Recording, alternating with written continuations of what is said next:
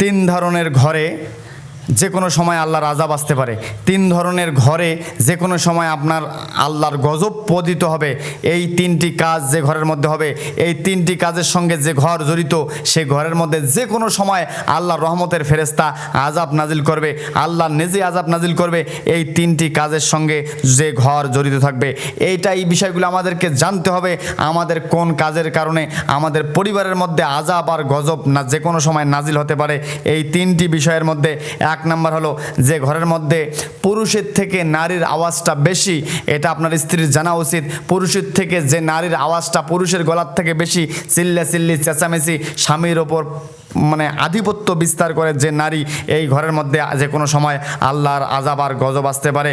আল্লাহ রাসূল সাল্লাল্লাহু আলাইহি ওয়াসাল্লাম বলেছেন, এই ঘরে ৭০,০০০ ফেরেশতা তার জন্য লানত পাঠায়, আল্লাহর পক্ষ থেকে লানত পাঠায়, অভিশাপ পাঠায় এই ঘরের মধ্যে, যে ঘরে পুরুষের থেকে নারীর গলার স্বর উচ্চ, নারীর আওয়াজ অনেক বেশি।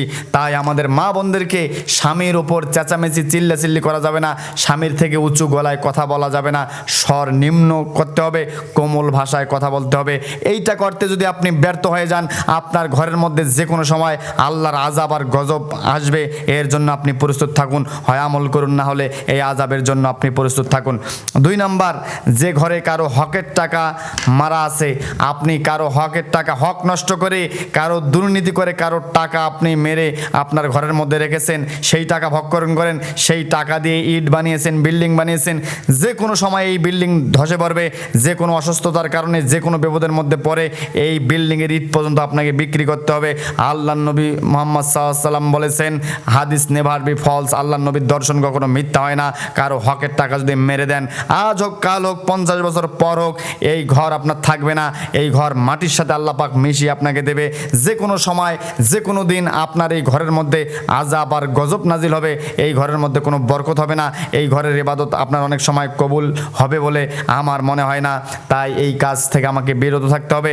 কারো হক নষ্ট করা যাবে না, হক নষ্টের টাকা ঘরের মধ্যে যে কোনোভাবে লাগানো যাবে না, তাহলে আপনার ঘরের মধ্যে যে কোনো সময় আযাব আর গজব আসবে। ৩ নাম্বার, হযরত জিবরাইল আলাইহিস সালাম বলেছেন, যে ঘরে অতিথি আসলে অসন্তুষ্ট হয়, অতিথিকে দেখলে যারা ভয় পায়, অতিথি মেহমানকে দেখলে যারা অসম্মান করে, ওই ঘরে যে কোনো সময় আল্লাহর গজব আর আযাব আসে। রাসূল সাল্লাল্লাহু আলাইহি সাল্লাম বলেছেন, ওই ঘরে সওয়াব পর্যন্ত ফেরেশতারা সওয়াব পর্যন্ত লেখে না, নামাজের সওয়াব পর্যন্ত লেখে না। যে ঘরে অতিথি আসলে অসন্তুষ্ট হয়, অতিথিদেরকে মেহমানদারি করতে যারা জানে না, তো ওই ঘরে আল্লাহর আযাব আর গজব যে কোনো সময় আসতে পারে। আল্লাহ রাসূল মুহাম্মদ সাল্লাল্লাহু আলাইহি ওয়াসাল্লামের একজন সাহাবী, তার বাসায় একজন অতিথি এসেছেন, তিনি, তার ঘরে কোনো খাবার নাই, শুধু এক মুঠ খাবার আছে। এই খাবার নিজে খাবে, স্ত্রীকে দেবে নাকি কি করবে? ওই খাবারটা হাড়ির মধ্যে থেকে, পাতিলের মধ্যে থেকে বাহির করে সে প্রথমে তার মেহমানের পাতে দিয়ে লাইটটা বন্ধ করে দিয়েছে। মেহমান ভেবেছে যে তারাও হয়তো খাবার নিয়ে খাচ্ছে, কিন্তু এরা এমনিতে প্লেটের মধ্যে হাত নাড়াচাড়া করতেছে, মুখ নাড়াচাড়া করতেছে। একটু খাবার ছিল, মেহমানকে দিয়েছে। আল্লাহ পাক এতটা খুশি হয়ে গেছেন, রাসূল সাল্লাল্লাহু আলাইহি সাল্লামকে এটার অনেক মর্যাদা বলেছেন।